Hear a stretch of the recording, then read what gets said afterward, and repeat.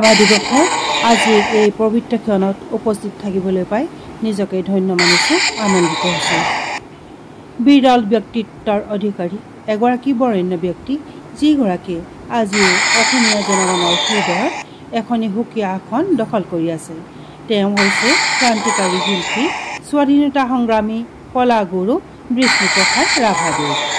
তেওঁ আছিল একেধাৰে সৈনিক শিল্পী, কবি, সাহিত্যিক, নাট্যকাৰ, সংগীতজ্ঞ, নৃত্যবিদ, চিত্ৰকৰ, অভিনেতা আৰু সংগঠক। অসমীয়া জাতীয় জীৱনলৈ তেখেতে বহু বৰঙণি আগবঢ়াইছিল। বহু পৰিমাণৰ মহামানৱ মহান শিল্পীগৰাকী মৃত্যুৰী 20 তাৰিখটি ৰাভা দিৱস হিচাপে আমি পালন কৰি আহিছোঁ। তেখেতে 1940 বৰ্ষত বিশ্ব বৰেণ্য পণ্ডিত, কাশী হিন্দু বিশ্ববিদ্যালয়ৰ উপাচাৰ্য, প্ৰাক্তন ভাৰতবৰ্ষৰ ৰাষ্ট্ৰপতি ডক্টৰ সৰ্বপল্লী ৰাধাকৃষ্ণনে তেখেতৰ প্ৰতিভাক সন্মান জনাই কলাবিদ আৰু কলাগুৰু সন্মানেৰে তেওঁক অলংকৃত কৰিছিল।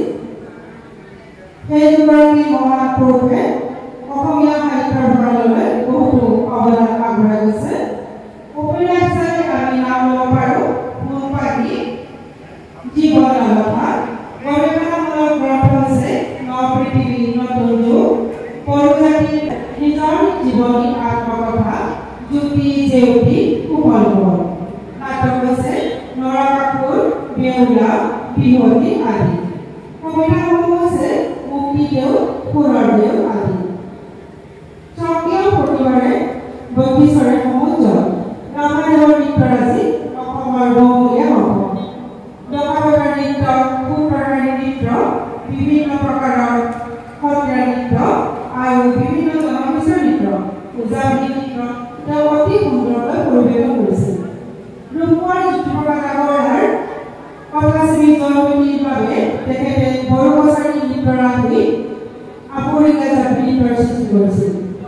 সেইগৰাকী মহান পুৰুষ তেখেতৰ অভিনয়েৰেও আপুৰুগীয়া অভিনয়েৰেও জনগণৰ হৃদয়ত স্থান লৈছিল। তেখেতৰ শ্ৰেষ্ঠতম অভিনয় হৈছে দিগ্বিজয় নাটকৰ নাৰী চাহৰ চৰিত্ৰটো।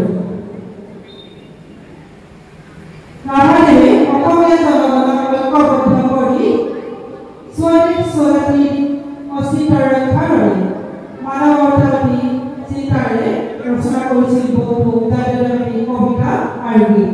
তেনেকৈ হৈছে বল বল বল, কৃষক শক্তি বল, অবনোৱা সমনীয়া আগবাঢ়ি যাওঁ বল, জাক জাক জাক মজদুৰ নজোৱান, নিৰ্যাতিতা নিপীড়িত কৃষক শক্তিমান।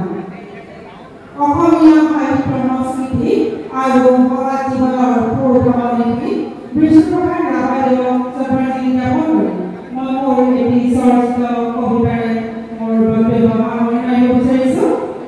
কবিতাৰ শিৰোনাম হৈছে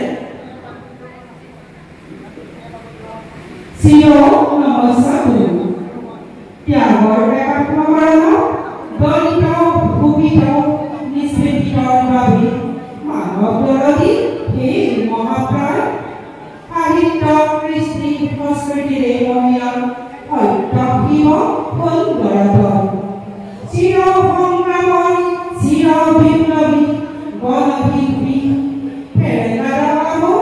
তুমি ভাবমূৰ্তি জনমানসৰ অফুৰন্ত ভক্তি মাতৃভূমি পদচৰণ, দুখ যন্ত্ৰণা নিৰ্যাতনবোৰ আদৰণ, শোভনহীন শ্ৰেণীহীনৰ এখনি ঐক্যবদ্ধ সমাজবৰ্গী প্ৰেৰণাময়ী আদৰ্শৰে সহস্ৰ তুলি নাযায়, সাম্যবাদী আদৰ্শলৈ নিজক নিঃস্ব কৰি দিনাদান সৰ্বস্ব উজাৰি পৈতৃক সম্পত্তিও নাৰাখিলা ভাগি, শংকৰ গুৰুৰ আদৰ্শৰে আদৰ্শিত হৈ দেখিছিলা সপোন এই সুন্দৰ অসমৰ, বিশ্ব সমান্নাম সহৃদয়তাৰে সুপ্ৰতিষ্ঠিত স্থিতি দুৰন্ত সৈনিক তুমি, কৰিছিলা একত্ৰিত কৃষ্টি সংস্কৃতি পৰ্বত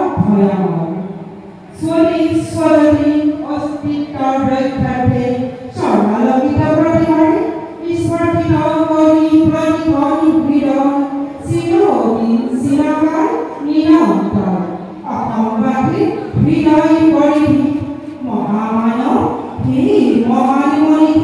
মহানতাৰ অমৰ কীৰ্তি হৈ যুগ যুগান্তৰ